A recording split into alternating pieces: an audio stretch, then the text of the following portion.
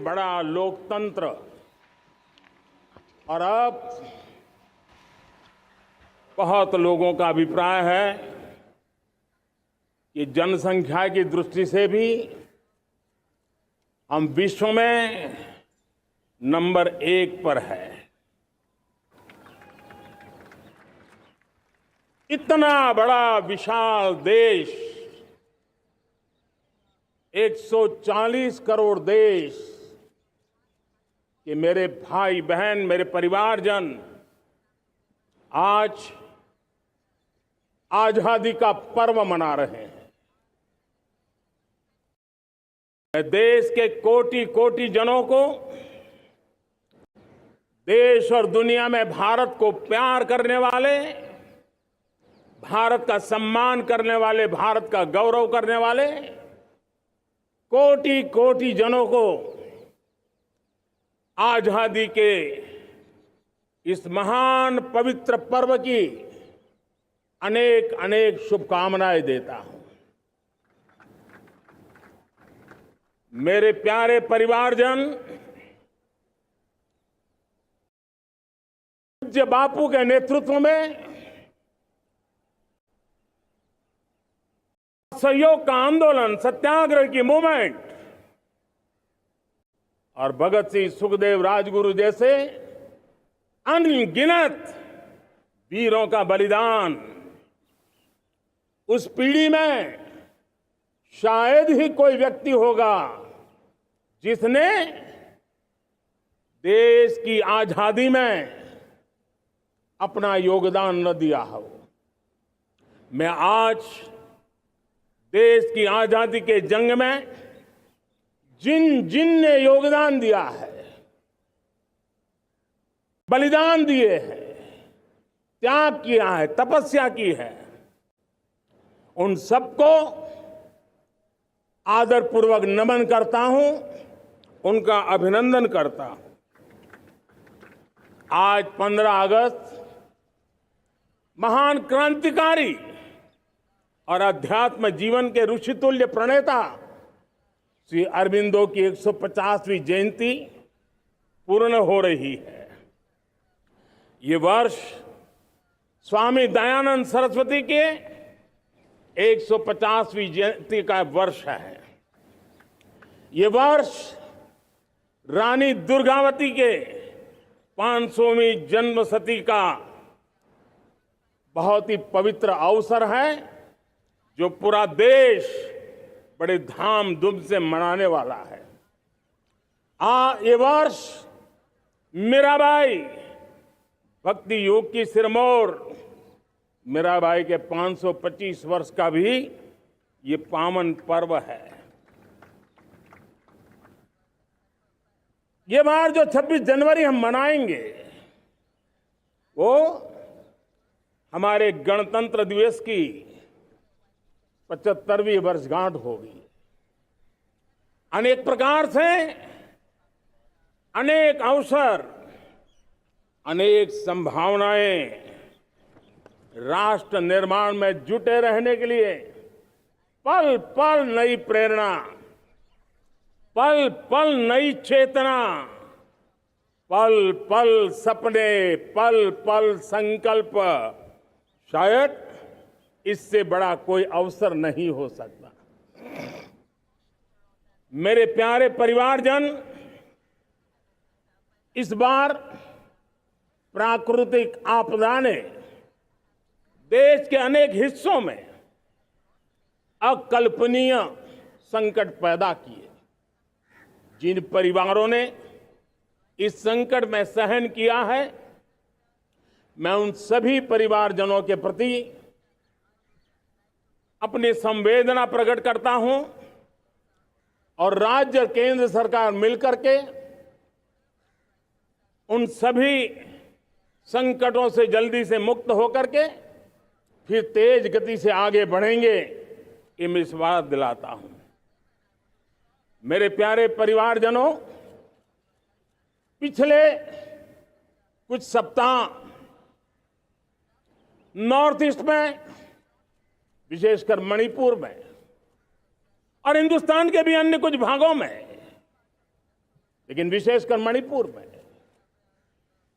जो हिंसा का दौर चला, कई लोगों को अपना जीवन खोना पड़ा, मां बेटियों के सम्मान के साथ खिलवाड़ हुआ। लेकिन कुछ दिनों से लगातार शांति की खबरें आ रही हैं। देश मणिपुर के लोगों के साथ है। देश मणिपुर के लोगों को पिछले कुछ दिनों से जो शांति बनाए रखी है, उस शांति के पर्व को आगे बढ़ाए और शांति से ही समाधान का रास्ता निकलेगा। और राज्य और केंद्र सरकार मिलकर के उन समस्याओं के समाधान के लिए भरपूर प्रयास कर रही है, करती रहेगी। मेरे प्यारे परिवारजनों, जब हम इतिहास की तरफ नजर करते हैं तो इतिहास में कुछ पल ऐसे आते हैं जो अपनी अमिट छाप छोड़ करके जाते हैं और उसका प्रभाव सदियों तक रहता है। और कभी कभी शुरुआत में वो बहुत छोटा लगता है, छोटी सी घटना लगती है, लेकिन वो अनेक समस्याओं की जड़ बन जाती है। हमें याद है 1000-1200 साल पहले इस देश पर आक्रमण हुआ। एक छोटे से राज्य के छोटे से राजा का पराजय हुआ, लेकिन तब पता तक नहीं था कि एक घटना भारत को 1000 साल की गुलामी में फंसा देगी। और हम गुलामी में जकड़ते गए, आया लूटता गया, जो जिसका मन चाहा हम पे आके सवार हो गया। कैसा विपरीत काल रहा होगा वो 1000 साल का। मेरे प्यारे परिवारजनों, घटना छोटी क्यों ना हो, लेकिन 1000 साल तक प्रभाव छोड़ के रही है। लेकिन मैं आज इस बात का जिक्र इसलिए करना चाहता हूं कि भारत के वीरों ने इस कालखंड में कोई भूभाग ऐसा नहीं था, कोई समय ऐसा नहीं था जब उन्होंने देश की आजादी के लौ को जलता न रखा हो, बलिदान की परंपरा न बनाई हो। मां भारती बेड़ियों से मुक्त होने के लिए उठ खड़ी हुई थी, जंजीरों को झकझोर रही थी। और देश की नारी शक्ति, देश की युवा शक्ति, देश के किसान, देश के गांव के लोग, मजदूर, कोई हिंदुस्तानी ऐसा नहीं था जो आजादी के सपने को लेकर के जीता न हो। आजादी को पाने के लिए मर मिटने के लिए तैयार होने वालों की एक बड़ी फौज तैयार हो गई थी। जेलों में जवानी खपाने वाले अनेक महापुरुष हमारे देश की आजादी को, इन गुलामी की बेड़ियों को तोड़ने के लिए लगे हुए थे। मेरे प्यारे परिवारजनों,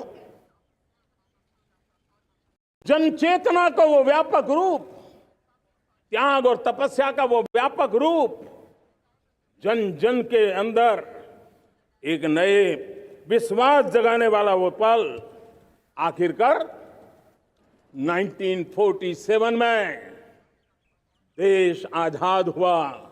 1000 साल की गुलामी में संजोए हुए सपने देशवासी पूरे करते हुए देखे। साथियों, मैं 1000 साल पहले की बात इसलिए कह रहा हूं, मैं देख रहा हूं फिर एक बार देश के सामने एक मौका आया है। इस ऐसे कालखंड में हम जी रहे हैं, ऐसे कालखंड में हमने प्रवेश किया है और यह हमारा सौभाग्य है कि भारत के ऐसे अमृत काल में, यह अमृत काल का पहला वर्ष है।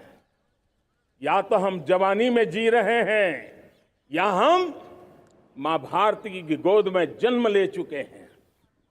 और ये कालखंड, मेरे शब्द लिख करके रखिए मेरे प्यारे परिवारजनों, इस कालखंड में जो हम करेंगे, जो कदम उठाएंगे, जितना त्याग करेंगे, तपस्या करेंगे, सर्वजन हिताय सर्वजन सुखाय, एक के बाद एक फैसले लेंगे, आने वाले 1000 साल का देश का स्वर्णिम इतिहास उससे अंकुरित होने वाला है।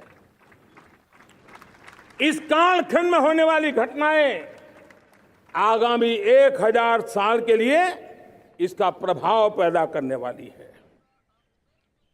गुलामी की मानसिकता से बाहर निकला हुआ देश पंच प्राण को समर्पित होकर के एक नए आत्मविश्वास के साथ आज आगे बढ़ रहा है। नए संकल्पों को सिद्ध करने के लिए वो जी जान से जुड़ रहा है।